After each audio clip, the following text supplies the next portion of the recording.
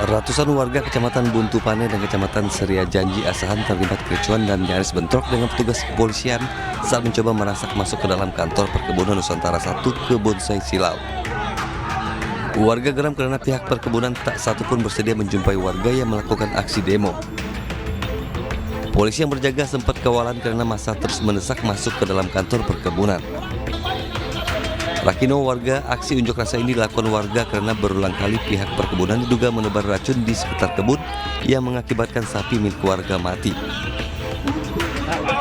Lembu yang kebanyakan mati kena racun dari pihak perusahaan. Kalau dari Bapak sendiri ada berapa ekor, Pak? Punya kami sendiri anak-anak. Biasanya masyarakat gimana, Pak? Mengangon lembu itu ngasih makan gimana? Lembu itu dilepas lalu diangon di kebun.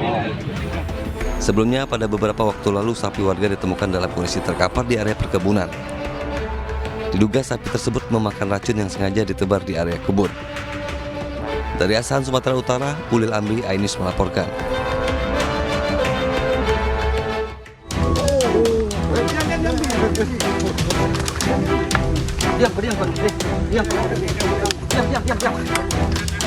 Kejar-kejaran mewarnai penangkapan seorang pengedar narkoba jenis sabu di kebun warga di Desa Masagena, Kecamatan Konda, Kabupaten Konawe Selatan, Sulawesi Tenggara. Saat ditangkap, petugas Narko 10 Satres Narkoba Polresta Kendari menemukan alat hisap sabu yang disimpan pelaku di balik bajunya. Petugas kemudian melakukan pengembangan di rumah pelaku dan menemukan 51 paket sabu siap edar dengan berat 18,31 gram yang disimpan dalam tas pelaku.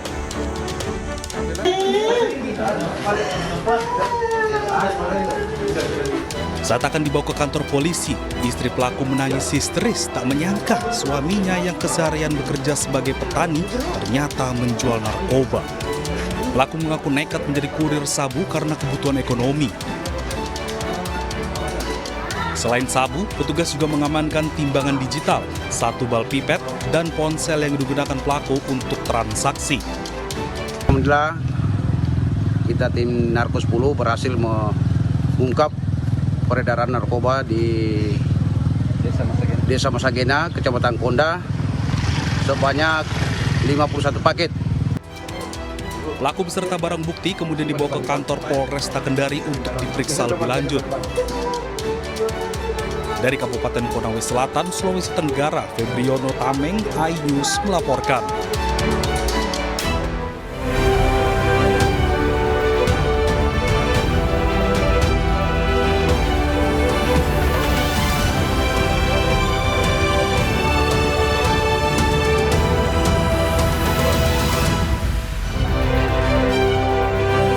Suami artis Bunga Citra Lestari dilaporkan mantan istrinya ke Polres Metro Jakarta Selatan terkait dugaan penggelapan dalam jabatan.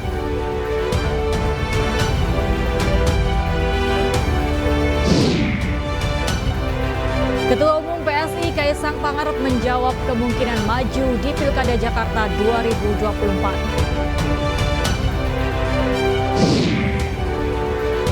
Sempat diamankan keamanan Arab Saudi, 34 WNI yang melanggar aturan visa haji tiba di tanah air.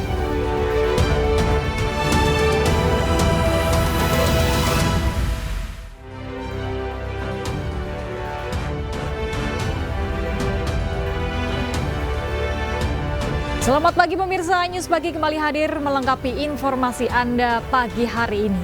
Selain 3 berita utama tadi, sejumlah informasi menarik lainnya juga telah kami siapkan untuk Anda bersama saya Galuh Pandu dan rekan saya Camar Hainda. Dan pemirsa, inilah iNews Pagi selengkapnya.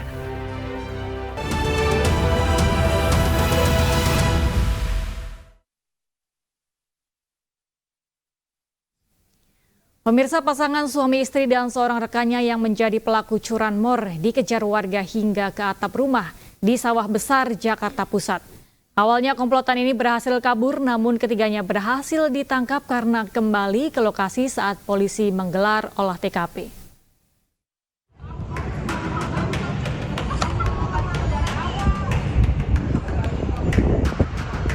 Masuk ke plafon aja, Om. Plafon.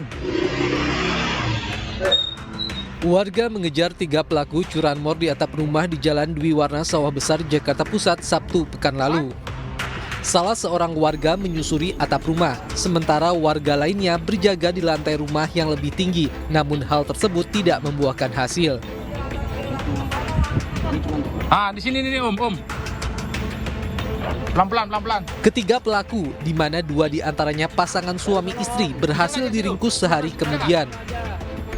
Ketiganya ditangkap karena nekat kembali ke lokasi saat polisi menggelar olah TKP, di mana wajah pelaku dikenali oleh korban dari rekaman kamera pengawas. 2 pelaku yakni Pasutri berinisial SR, AH, serta rekannya MH hanya bisa tertunduk malu saat digelandang petugas ke Polres Metro Jakarta Pusat Selasa siang. Adapun modus operandi yang dilakukan yaitu para pelaku atau para tersangka mengambil sepeda motor milik korban yang kuncinya tertinggal di sepeda motor saat sepeda motor diparkir di pinggir jalan. Dari tangan ketiga tersangka, polisi mengamankan sejumlah barang bukti termasuk 1 unit sepeda motor hasil curian yang sempat dijual kepada penadah sebesar 2 juta rupiah. Akibat perbuatannya, ketiga pelaku dijerat pasal 363 KUHP tentang pencurian dengan ancaman hukuman 7 tahun penjara. Dari Jakarta, Rani Sanjaya, iNews melaporkan. Di Jakarta Barat, pemirsa, 2 orang juru parkir liar ditangkap polisi usai melakukan pemaksaan tukar uang receh 400.000 menjadi 2,5 juta rupiah di sebuah kedai ayam goreng kawasan Palmerah. Keduanya ditangkap di daerah Cengkareng, Jakarta Barat.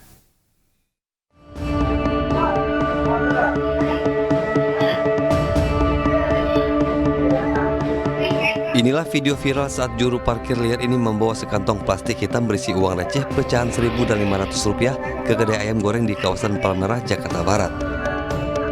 Pelaku memaksa menukarkan uang berisi Rp400.000 dengan uang Rp2,5 juta. Berhasil mendapatkan uang sebanyak Rp2,5 juta, pelaku langsung pergi meninggalkan lokasi. Aksi penipuan ini langsung dilaporkan korban ke Polsek Palmerah. Berbekal laporan ini, tim gabungan Polres Jakarta Barat dan Polsek Palmerah melakukan penangkapan terhadap pelaku. Jadi ditukarkan itu, udah cepet, ini aku udah kenal sama bosmu. Ini jumlahnya 2,5 juta. Nah, ini kamu ambil aja uang, kembalikan ini, kembalikan. Jadi itu pengakuannya orangnya seperti itu. Nah, setelah dicek uangnya ternyata nggak sesuai. Itu aja. Kalau sesuai mungkin nggak protes, karena sesuai. Gitu.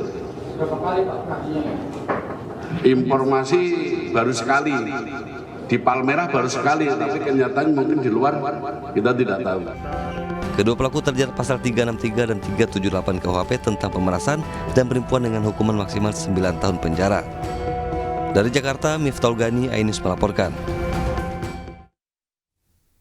Seorang warga asal Cikampek menjadi korban kebrutalan anak geng motor di Kawarang, Jawa Barat. Korban menderita luka tusukan dan sabetan samurai di beberapa bagian tubuh.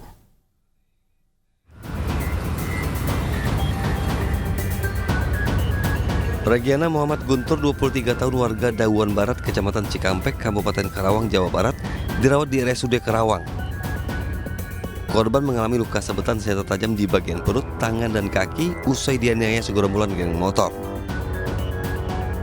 Berdasarkan keterangan dari korban, peristiwa terjadi sekitar pukul 4 WIB Selasa dini hari, saat korban bersama rekannya sedang melintas menuju arah Cikampek menggunakan kendaraan sepeda motor. Tiba-tiba segerombolan geng motor yang berjumlah puluhan langsung menyerang korban menggunakan senjata tajam celurit dan samurai. Korban sempat melawan, namun karena kalah jumlah, akhirnya korban roboh dan mengalami luka sabetan dan tusukan senjata tajam. Korban ditemukan warga terkapar dan langsung dilarikan ke rumah sakit. Sedangkan rekan-rekan korban berhasil kabur menyelamatkan diri. Polisi datang ke rumah sakit untuk meminta keterangan korban. Menurut warga, peristiwa penyerangan serupa dari geng motor kerap terjadi di wilayah ini. Ini jadi kalau sering keributannya jam berapa aja, Bang? Jam 4 subuh. Iya. Itu biasanya seperti apa itu, Bang, kelompoknya? Ya pakai motor, semalam pakai motor. Motor terus? Iya, bawa senjata Pak. Bawa senjata. Bawa barang apa aja dia bersenjata teh? Ya semacam samurai. Kasus penganiayaan ini ditangani Polres Karawang. Warga berharap kepolisian segera menindak aksi para pelaku geng motor yang meresahkan masyarakat Karawang. Dari Karawang, Jawa Barat, Rudi Setiawan, iNews melaporkan. Pemirsa, polisi menetapkan tersangka penganiayaan terhadap seorang anggota polisi saat membubarkan tawuran di kawasan Meruya, Kembangan, Jakarta Barat. Ketiga tersangka terancam hukuman 6 hingga 10 tahun penjara.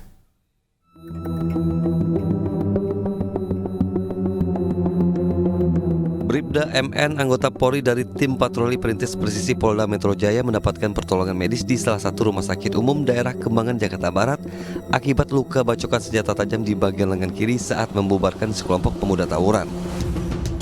Polisi mengamankan sejumlah remaja yang ikut tawuran. Setelah dilakukan penyelidikan, 3 dari 8 pelaku tawuran tersebut telah ditetapkan sebagai tersangka. Selain pelaku, polisi menyita barang bukti sejumlah celurit dan seragam Polri yang dikenakan korban saat kejadian. Pemeriksaan BAP yang bisa kita terapkan adalah 3 orang pelaku, yaitu atas nama inisial ZF, kemudian atas nama inisial AAP, kemudian atas nama inisial RF. 5 orang pelaku lainnya yang masih di bawah umur dan tidak terbukti membawa senjata tajam dan ikut menyerang polisi saat kejadian telah dikembalikan ke orang tuanya masing-masing. Sementara ketiga tersangka terjerat pasal berlapis 351 KUHP dan Undang-Undang Darurat Nomor 12 Tahun 1951 tentang kepemilikan senjata tajam dengan ancaman hukuman 6 tahun hingga 10 tahun penjara. Dari Jakarta, Miftol Gani, iNews melaporkan. Satreskrim Polres Probolinggo Kota berhasil mengamankan pelaku pembacokan 2 anggota polisi saat hendak menggagalkan tawuran antar geng motor. Pelaku nekat membacok polisi karena pengaruh minuman keras.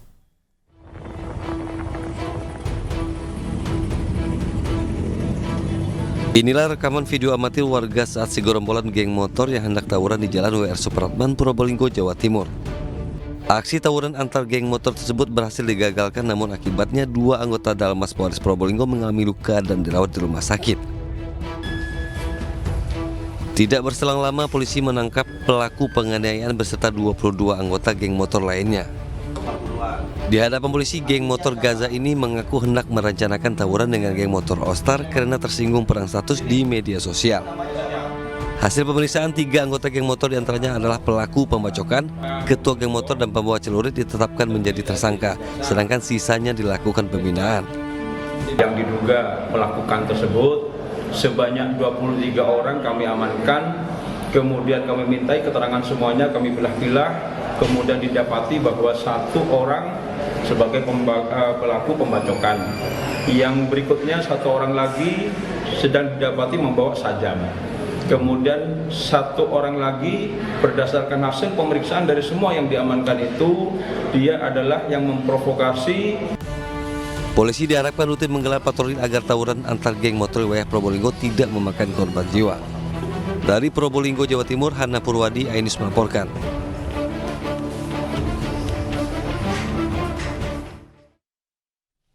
Beralih ke wilayah Jakarta Timur, pemirsa, 3 orang kakak beradik di wilayah Cipayung menjadi korban pencabulan oleh ayah kandung dan ayah tirinya. Aksi keji itu dilakukan di rumah saat ibu korban tengah pergi bekerja.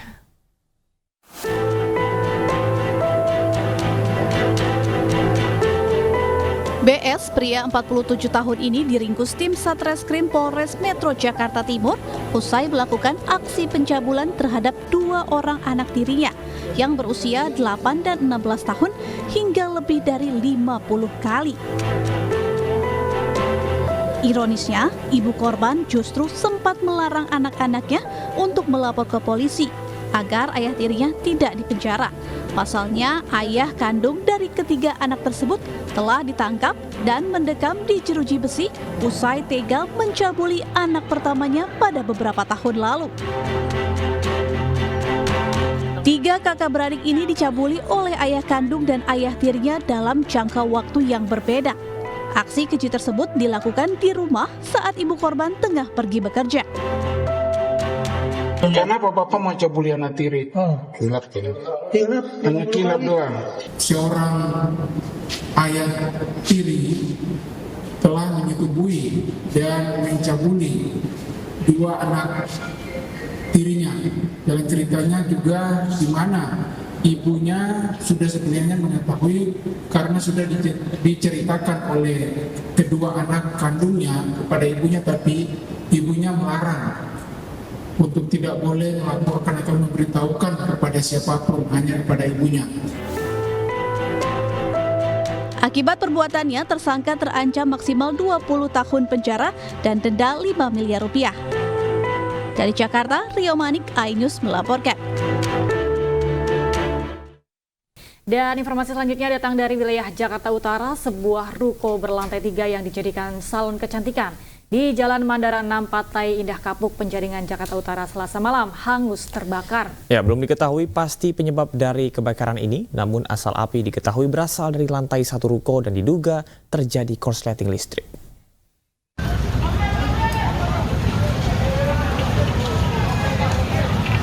Astagfirullahaladzim. Api dengan cepat membakar sebuah ruko berlantai 3 yang dijadikan salon kecantikan di Jalan Mandara 6, Pantai Indah Kapuk, Penjaringan, Jakarta Utara. Tingginya bangunan ruko sempat membuat petugas pemadam kebakaran kesulitan memadamkan api yang sudah merambat ke lantai 3. Belum diketahui penyebab kebakaran pada Selasa malam ini, namun diduga api berasal dari korsleting listrik di lantai 1 ruko dan merambat hingga ke lantai 3. Karena Solo Ambon atau sumber airnya lumayan jauh, sekitar 2 kilo ya, jadi membutuhkan 5 unit pompa untuk membuat rangkaian. Awal api diduga dari korsleting listrik lah. Dari lantai berapa, Pak? Kemungkinan dari lantai 1 ya, lantai 1. 11 unit pemadam kebakaran Jakarta Utara diterjunkan ke lokasi, dan api baru dapat dipadamkan setelah 1 jam kemudian. Tidak ada korban jiwa dan kasus kebakaran ini ditangani Polsek Penjaringan, Jakarta Utara. Dari Jakarta, Sofian Firdaus, iNews melaporkan.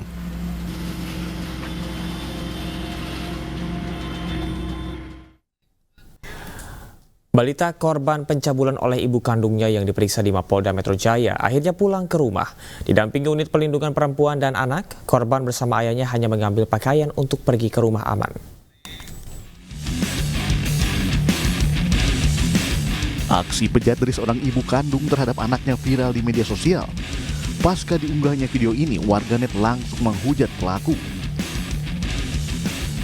Gaduhnya komentar warga membuat pelaku melapor ke Polres Tangerang Selatan.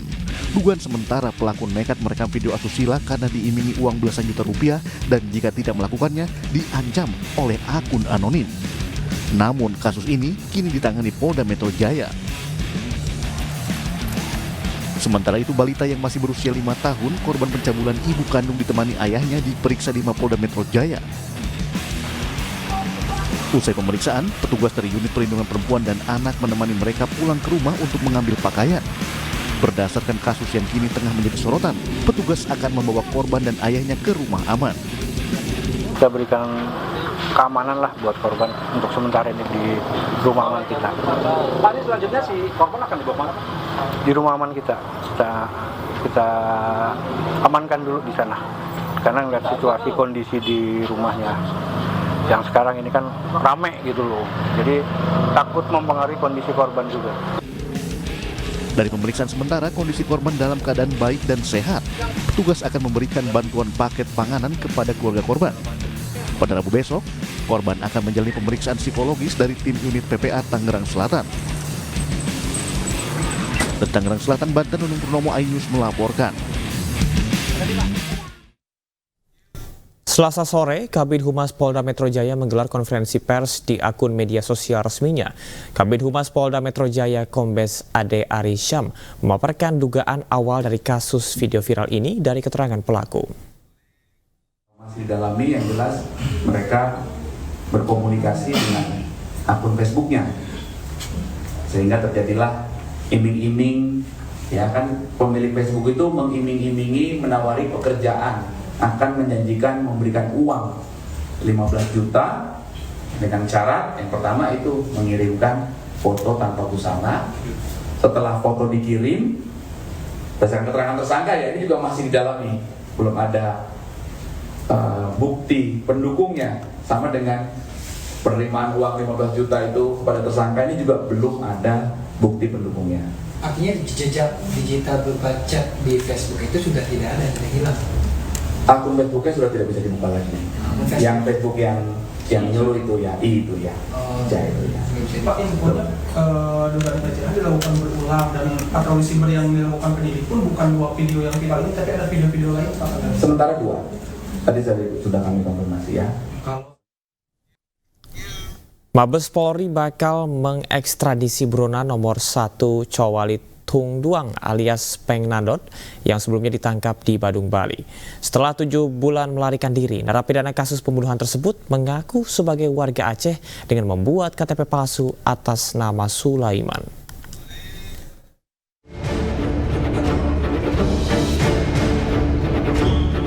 Ekstradisi buronan nomor 1 di Thailand Cowalit Tung Duang alias Peng Nandot dilakukan dengan pesawat khusus dari Thailand langsung yang diterbangkan dari Bandara Soekarno-Hatta, Tanggerang, Banten. Cowalit merupakan narapidana kasus percobaan pembunuhan yang melarikan diri dari rumah sakit dan mencoba untuk menembak polisi. Pada pukul 15.00 WIB hari ini, subjek red notice atas nama Tung Duang Cowalit yang telah ditangkap minggu lalu oleh Kepolisian Negara Republik Indonesia akan dilakukan proses pemulangan melalui mekanisme P2P cooperation, police to police cooperation, yaitu menggunakan instrumen pelanggaran imigrasi sehingga yang bersangkutan dideportasi. Sebagai gambaran, tersangka masuk ke Indonesia tidak melalui jalur pintu masuk Indonesia manapun. Jadi jangan ada pertanyaan bahwa ada kebobolan. Dia masuk menggunakan speedboat dari Thailand masuk ke wilayah Aceh dan ditampung oleh agen-agen mereka dari hubungan antar mereka di Aceh. Difasilitasi dan para pelaku yang memfasilitasi sudah ditangkap oleh Polda Aceh. Bahasa Indonesia? Bisa? Orang Aceh kan? Orang Aceh? Buronan kelas 1 Thailand ini sebelumnya ditangkap petugas kepolisian di sebuah apartemen di Kecamatan Badung, Bali setelah 7 bulan melarikan diri. Bisa? Orang Aceh kan? Orang Aceh? Orang Aceh atau orang mana? Maknya mana? Cowalit alias Peng Nandot berpura-pura bisu saat diamankan petugas. Selama melarikan diri ke Indonesia, Cowalit menggunakan KTP palsu sebagai warga Aceh dengan nama Sulaiman. Selain mengamankan Cowalit, polisi juga telah meminta keterangan 8 WNI yang memiliki keterkaitan dengan pelarian dan pemalsuan identitas Cowalit. Selain kasus percobaan pembunuhan, Cowalit juga terlibat dalam sejumlah kasus lain, termasuk penyelundupan dan kepemilikan senjata api ilegal, serta bahan peledak level militer. Dari Jakarta, tim liputan iNews melaporkan.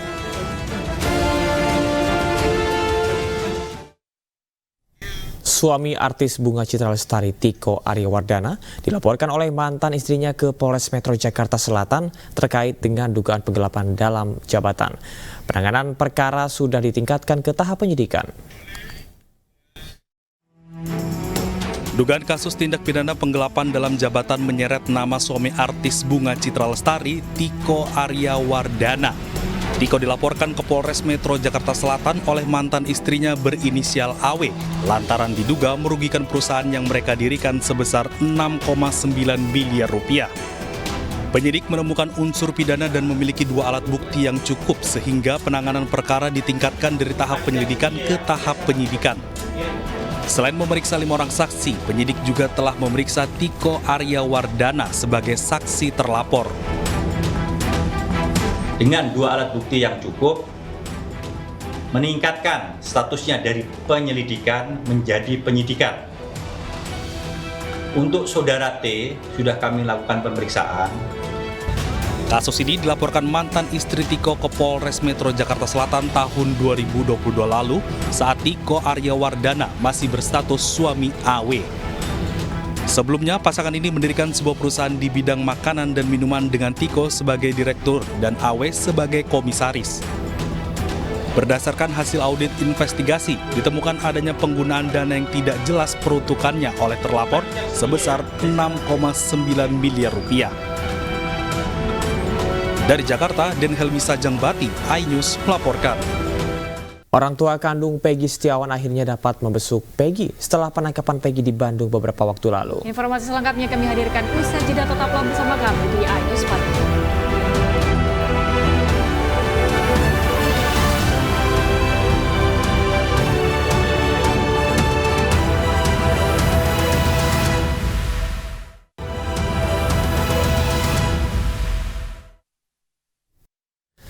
Pemirsa, mantan terpidana kasus pembunuhan Vina dan Eki, Saka Tatal, memenuhi panggilan penyidik Polda Jawa Barat.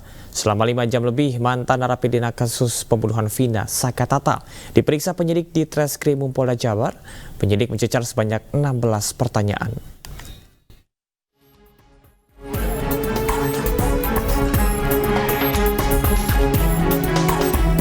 Didampingi para penasehat hukumnya dan keluarganya, Saka Tatal mendatangi Direskrimum Polda Jawa Barat Selasa siang. Sebelum memasuki gedung Direktorat Reserse Kriminal Umum, penasehat hukum membeberkan bahwa fokus utama kedatangan Saka adalah untuk memberikan keterangan tambahan terkait posisi Peggy Setiawan yang kini menjadi tersangka utama kasus pembunuhan Vina dan Eki. Farhad menekankan bahwa Saka dipanggil untuk memberikan keterangan yang dahulu pernah disampaikan pengadilan yang pada akhirnya menyeret Saka menghuni penjara selama 8 tahun.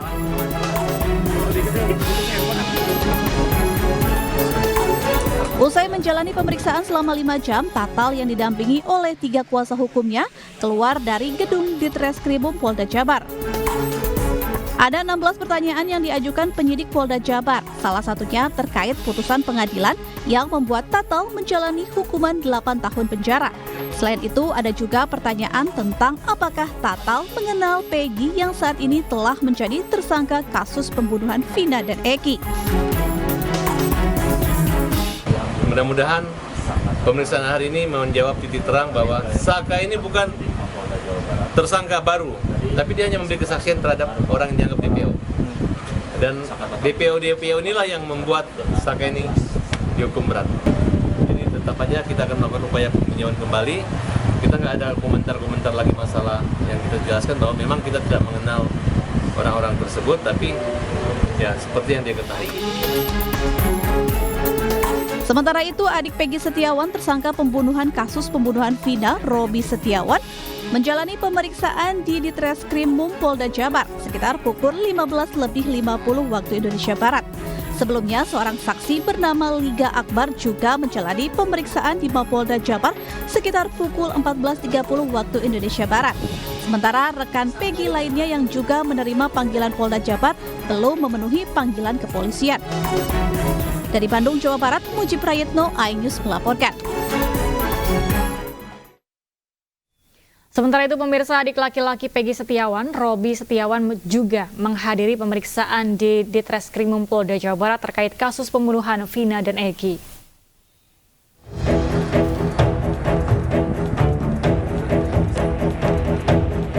Didampingi kuasa hukum adik Peggy, Robi Setiawan dan Yadi Mulyadi, rekan kerja Peggy, tiba di Mapolda Jabar sekitar pukul 15.50 waktu Indonesia Barat. Sebelumnya, satu saksi Liga Akbar tiba di Mapolda Jabar pukul 14.30. Menurut kuasa hukum Peggy, Tony RM, kedatangan Robi Setiawan dan Yadi Mulyadi memenuhi proses pemeriksaan saksi kasus pembunuhan Vina dan Eki. Jadi memang bukan pengembangan dari pemeriksaan saksi kemarin ya, sebenarnya sudah muncul dari Peggy juga.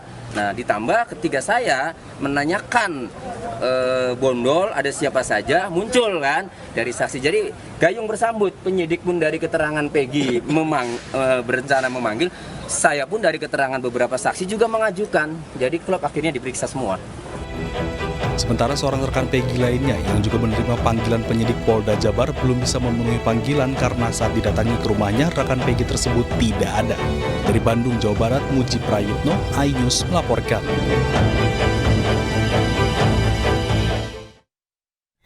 Tim kuasa hukum Peggy Setiawan menemui perwakilan Komisi 3 DPR RI Senayan, Jakarta. Tim kuasa hukum Peggy ingin meminta bantuan untuk mendapatkan keadilan bagi Peggy yang dinilai tidak bersalah dalam kasus pembunuhan Vina. Tim kuasa hukum Peggy Setiawan, tersangka kasus pembunuhan Vina dan Eki, menemui perwakilan Komisi 3 DPR RI. Mereka meminta bantuan Komisi Hukum untuk mendapatkan keadilan bagi Peggy yang dinilai tak bersalah dalam kasus pembunuhan 8 tahun lalu tersebut. Kuasa hukum juga meminta DPR memanggil Kapolri Listio Sigit Prabowo untuk menjelaskan permasalahan perkara kasus Vina. Sementara menurut Ketua Komisi 3 Habibur Rahman DPR hanya bertugas mengawasi kinerja pihak kepolisian tanpa mengintervensi proses hukum yang sedang berjalan. Jadi kami selaku Komisi 3, posisi kami tentu kami tidak bisa mengintervensi ya yang namanya penegakan hukum. Tapi kami hanya mengawasi ya, termasuk hal ini menjadi masukan bagi kami ya, masukan seperti ini. Kami juga tidak bisa mengambil keputusan apapun tadi ya. Karena kan kami harus ada di tengah ya namanya. Orang tua kandung Peggy Setiawan akhirnya dapat membesuk Peggy setelah penangkapan Peggy di Bandung beberapa waktu lalu. Kedua orang tuanya yakin Peggy tidak melakukan pembunuhan.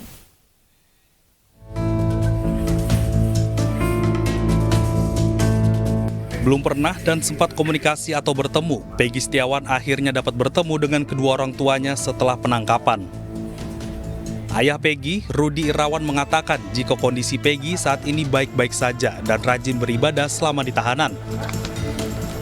Pada pertemuan ini, Rudi dan Peggy tak banyak berkomunikasi, namun Rudi pun memberikan dukungan terhadap anaknya tersebut jika dia tidak bersalah. Jadi kondisi Peggy gimana Pak? Alhamdulillah sehat. Untuk keadaannya mungkin Pak, apa yang disampaikan Peggy tadi Pak? Bapak? Ada pesan khusus nggak sih Pak? Semenjak Peggy ditahan, ayahnya ini belum pernah nengok. Jadi meluapkan rasa rindu ya, rasa rindu seperti tadi disampaikan oleh ayahnya bahwa Peggy dalam keadaan sehat. Jadi dengan adanya atensi dari Bapak Presiden, ya alhamdulillah, mudah-mudahan kasusnya Peggy Setiawan ini atau PS ini menjadi terang benderang dan kebenaran itu akan didapat ya. Sementara Ibu Peggy, Kartini, lebih banyak menangis saat ditanyai oleh awak media yang menunggunya di luar ruang tahanan. Ibu Peggy yakin anaknya tidak terlibat dengan kasus pembunuhan Eki dan Vina. Ia berharap Peggy dapat segera bebas.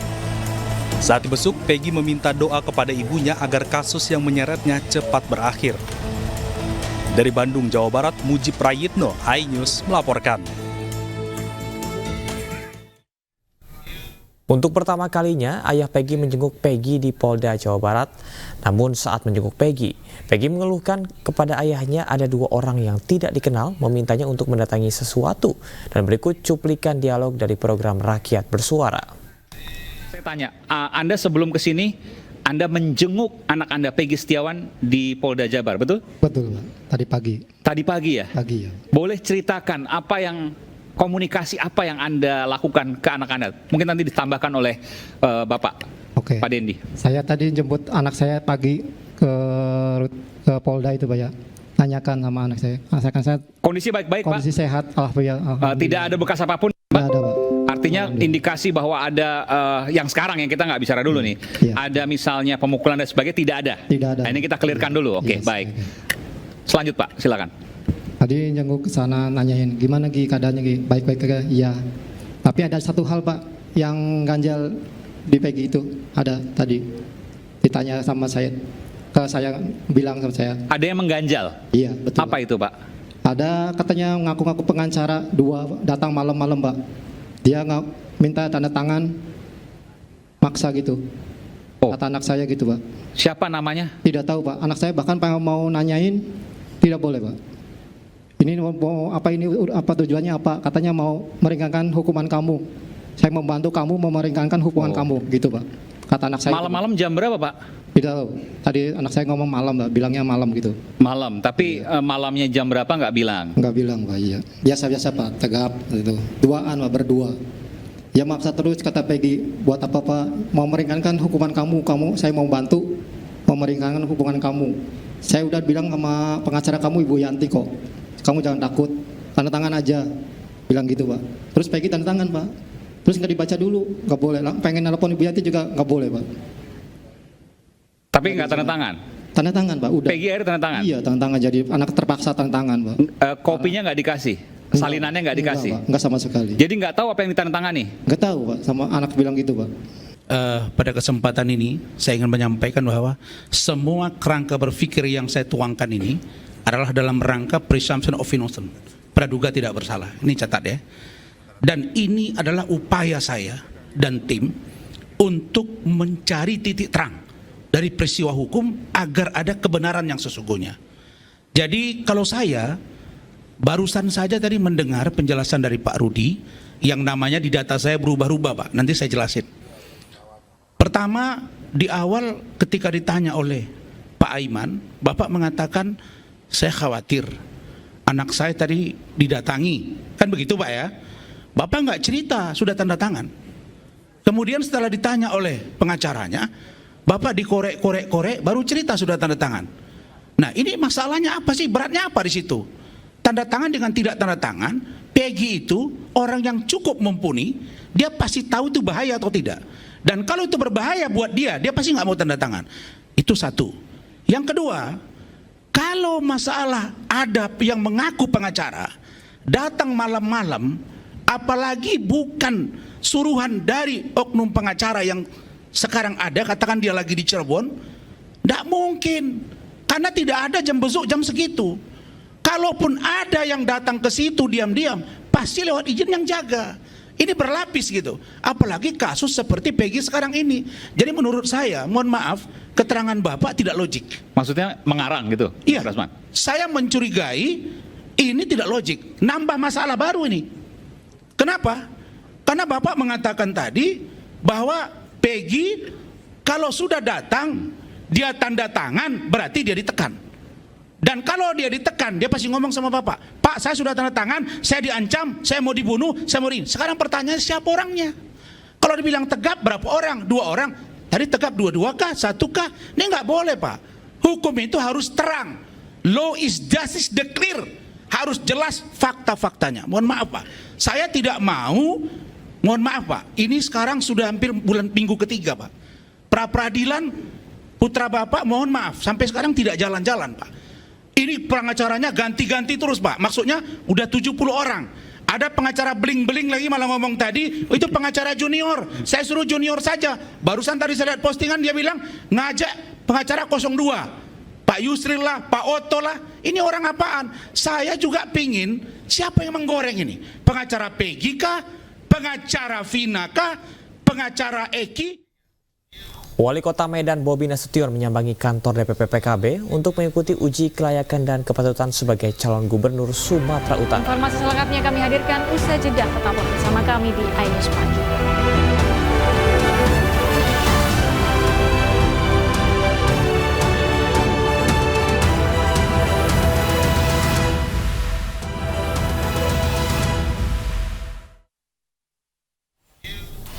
Pemirsa, Anda masih bersama kami di iNews Pagi. Sekjen Partai Demokrasi Indonesia Perjuangan diperiksa sebagai saksi terkait kasus dugaan penyebaran hoax. Sekjen PDI Perjuangan hadir didampingi oleh sejumlah kuasa hukum baik dari partai ataupun pribadi. Politikus PDI Perjuangan ini hadir untuk diperiksa sebagai saksi atas kasus dugaan penyebaran hoax.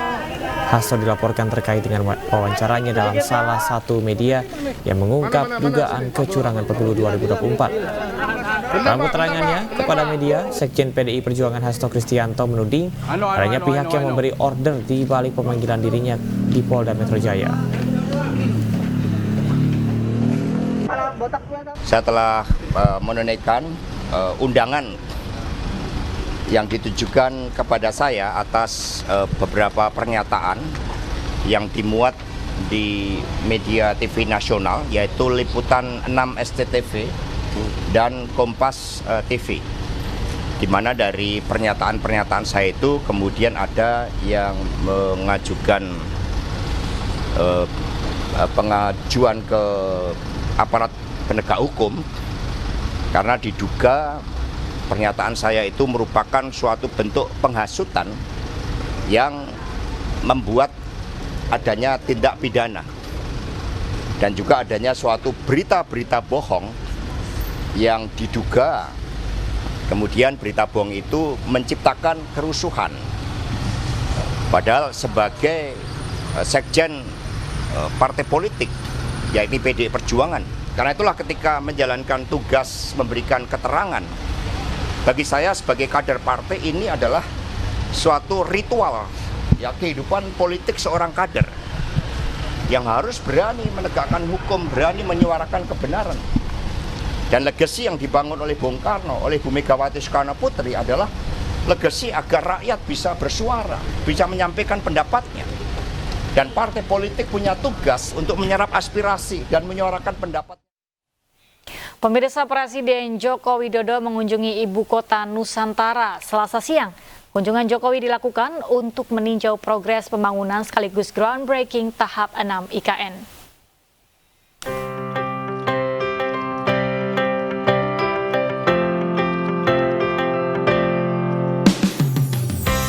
Presiden Joko Widodo kembali berkunjung ke ibu kota Nusantara di Penajam Pasir Utara, Kalimantan Timur, Selasa siang. Kehadiran Jokowi ke IKN guna melakukan peresmian sejumlah pembangunan, sekaligus melakukan peletakan batu pertama atau groundbreaking tahap 6 IKN. Sebagai agenda pertama, Jokowi meresmikan Persemaian Mentawir. Hal ini dilakukan sebagai wujud komitmen pemerintah dalam menjaga perubahan iklim dengan rehabilitasi hutan di sekitar IKN. Dalam membangun ibu kota Nusantara, sebelum itu dimulai, saat itu saya perintahkan kepada Menteri KLHK, Bu Siti, Bu Menteri, tolong yang dibangun pertama itu adalah persemaian. Karena nanti akan kita butuhkan untuk menghijaukan kembali ibu kota Nusantara, tetapi juga di wilayah Kalimantan Timur dan sekitarnya, sehingga kita juga memiliki persemen besar yang tadi sudah disampaikan oleh Bu Menteri Kehutanan. Ini menjadi sebuah komitmen terhadap global mengenai perubahan iklim yang telah kita tanda tangani. Usai meresmikan Persemaian Mentawir, Presiden Jokowi juga meresmikan Bendungan Sepaku Sumoy di Kecamatan Sepaku. Bendungan Sepaku Sumoy berdaya tampung 16 juta meter kubik dengan luas genangan 322 hektar ini nantinya berfungsi sebagai sumber air utama di IKN. Selain itu, proyek megah senilai 836 miliar rupiah ini juga difungsikan untuk meredam bencana banjir di kawasan IKN dan Kecamatan Sepaku. Kegiatan Jokowi di IKN berlanjut dengan peninjauan Rumah Sakit Mayapada yang sudah dilakukan groundbreaking sebelumnya. Selain peninjauan, Jokowi juga melakukan groundbreaking untuk sejumlah pembangunan dari sektor pendidikan dan beberapa badan usaha. Tim Liputan iNews melaporkan. Sementara itu, Ketua Umum PSI Kaisang Pangarep menjawab kemungkinan maju di Pilkada Jakarta 2024. Namun putra bungsu Presiden Joko Widodo tersebut menyebut keputusan akan disampaikan Agustus mendatang. Tanya saya maju atau tidak, tunggu kejutannya di bulan Agustus. Itulah jawaban Ketua Umum PSI Kaisang Pangarep saat ditanya soal kemungkinan maju di pemilihan Gubernur dan Wakil Gubernur Jakarta 2024. Putra bungsu Presiden Jokowi ini menyatakan jika melihat dari putusan MA, Kaisang telah memenuhi kriteria untuk ikut Pilkada Jakarta. Namun Kaisang masih menunggu penerapan putusan MA tersebut. Sekarang PSI sendiri ada 8 kursi di DKI. Jadi kalau kita lihat sewajarnya PSI bisa mencalonkan gubernur maupun wakil gubernur, walaupun masih harus berkoalisi dengan partai yang lain. Kalau ditanya saya maju atau tidak, tunggu kejutannya di bulan Agustus. Sebelumnya Ketua Harian DPP Partai Gerindra Sufmi Dasko Ahmad mengunggah poster Wakil Ketua Umum Partai Gerindra Budi Jiwandono disandingkan dengan Ketua Umum PSI Kaisang Pangarep bertuliskan For Jakarta 2024. Wakil Ketua Umum Gerindra Habibur Rahman mengatakan unggahan Dasko itu merupakan bentuk aspirasi dari masyarakat. Namun demikian, keputusan resmi terkait majunya Budi Jiwandono Kaisang Pangarep ada di Ketua Umum Partai Gerindra Prabowo Subianto. Sebelumnya MA mengabulkan gugatan Partai Garuda terkait batas minimal usia calon gubernur dan wakil gubernur daerah menjadi 30 tahun. Diketahui, Kaisang Pangarep lahir 25 Desember 1994. Dengan demikian, Kaisang saat ini berusia 29 tahun atau 30 tahun pada 25 Desember 2024. Tim Liputan iNews melaporkan. Pemirsa, Wali Kota Medan Bobi Nasution menyambangi kantor DPP PKB di kawasan Menteng, Jakarta. Kedatangan Bobi untuk mengikuti uji kelayakan dan kepatutan sebagai calon gubernur Sumatera Utara di Pilkada serentak 2024.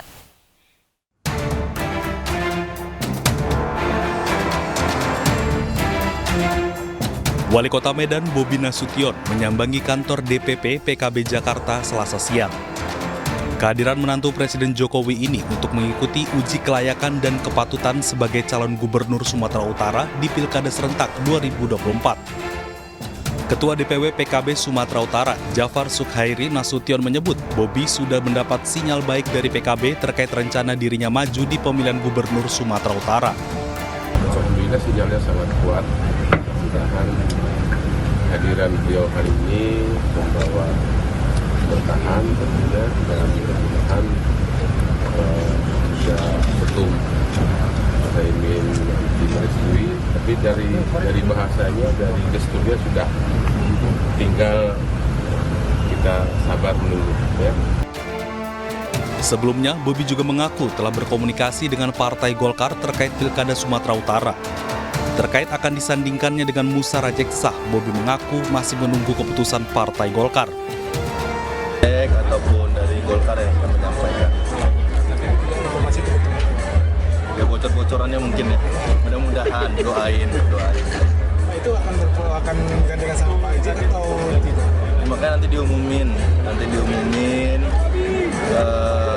hasil pertemuan, hasil diskusi. Yang saya tahu tentunya ini nanti apapun hasilnya yang akan menyampaikan nanti dari Golkar ataupun dari Bang Ijeknya langsung. Dari Jakarta dan Medan, Tim Liputan iNews melaporkan.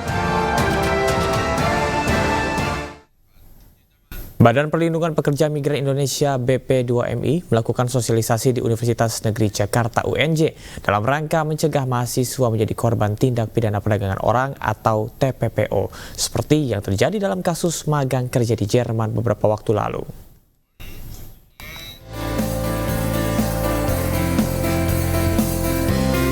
Sejumlah mahasiswa dari berbagai perguruan tinggi pernah menjadi korban tindak pidana perdagangan orang, seperti kasus program magang kerja ke Jerman yang terungkap pada Maret lalu. Dari beberapa korban, salah satunya adalah mahasiswa Universitas Negeri Jakarta UNJ, Jakarta Timur. Dalam rangka pencegahan TPPO, BP2MI melakukan sosialisasi kepada para mahasiswa UNJ. Sosialisasi ini bertujuan untuk memberikan pemahaman kepada mahasiswa terkait modus yang digunakan para pelaku TPPO untuk menjerat korbannya. Agar terhindar menjadi korban TPPO, BP2MI menyatakan para sivitas akademika UNJ perlu memperhatikan penawaran hingga alur penempatan kerja yang diberikan kaki tangan mafia TPPO. Selain itu, sindikat TPPO juga menawarkan pekerjaan dengan iming-iming gaji yang tinggi. Prosedur pemberangkatan dilakukan secara cepat hingga menanggung seluruh biaya. Musuh terbesar kita adalah para pengkhianat Republik ini yang bersekongkol ya, dengan para sindikat dan mafia kejahatan, termasuk kejahatan TPPO. Nah, ini harus kita lawan. Nah, kampus ini menjadi basis perlawanan secara intelektual, akademik, yang selama ini kan memperjuangkan kebenaran. Nah, BP2MI butuh kampus. BP2MI butuh lembaga pendidikan sehingga UNJ menjadi bagian yang kita gandeng untuk memerangi tindak pidana perdagangan. Ini berharap kalangan kampus bisa menjadi basis perlawanan terhadap sindikat dan kejahatan tindak pidana perdagangan orang. Dari Jakarta, Tim Liputan iNews melaporkan. Labbaik Allahumma labbaik, labbaik la syarika laka labbaik, innal hamda wan ni'mata laka wal mulk la syarika lak. Beralih ke informasi lain, pemirsa, setelah sempat diamankan oleh pihak keamanan Arab Saudi, akhirnya 34 warga Indonesia yang melanggar aturan visa haji kembali ke tanah air. Mereka mengaku dijanjikan oleh seseorang di Mekah akan mendapatkan tasreh haji dengan membayarkan uang senilai 4.600 rial.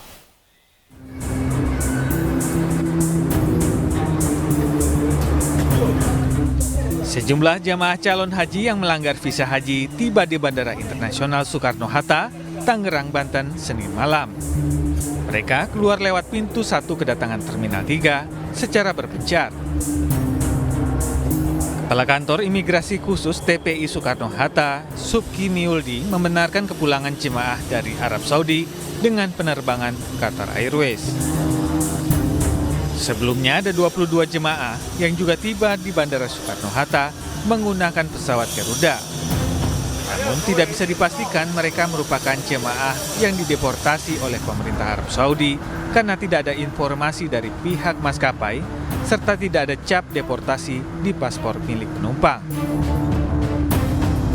Sebenarnya jemaah haji itu ya bukan jemaah haji ya. Belum.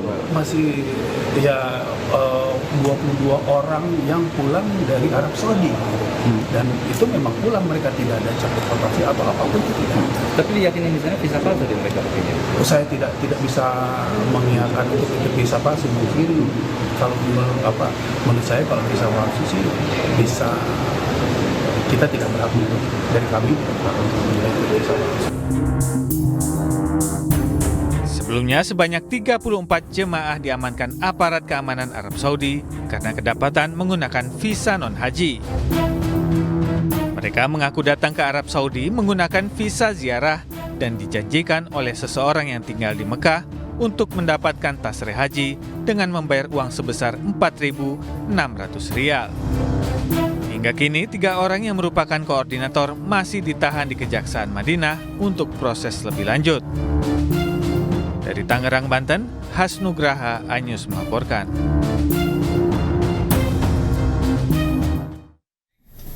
Sebelum umroh atau haji, para jemaah tentunya harus melakukan mikot. Dan berikut ada 3 tempat mikot favorit jemaah Indonesia di Madinah. Mikot adalah waktu atau tempat yang ditetapkan oleh Nabi Muhammad SAW sebagai pintu masuk memulai ibadah haji atau umroh.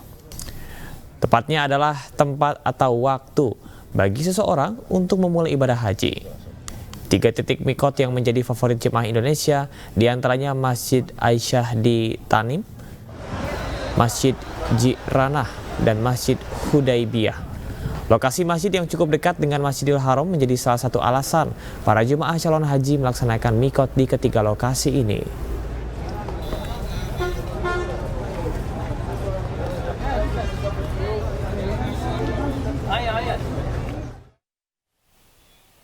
Pemirsa, bagi para jemaah haji yang menjalankan umroh di Masjidil Haram kini dapat sedikit lebih lega.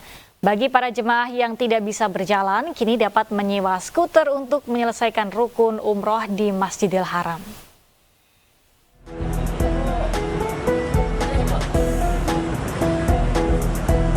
Para jamaah haji ini bukanlah sedang bermain-main, melainkan mereka memanfaatkan fasilitas penyewaan skuter listrik di dalam Masjidil Haram, Makkah, Arab Saudi. Penyewaan skuter berada di lantai 3. Para jamaah dikenakan biaya Rp115 atau setara dengan Rp500.000 untuk menyewa satu unit skuter listrik. Cara penggunaannya pun cukup mudah. Para jemaah cukup menarik tuas sebelah kanan untuk gas dan tuas kiri untuk rem. نحن الآن في دور الميزانين كما ترى العربات لخدمة المعتمرين أصحاب الهمم وكبار السن.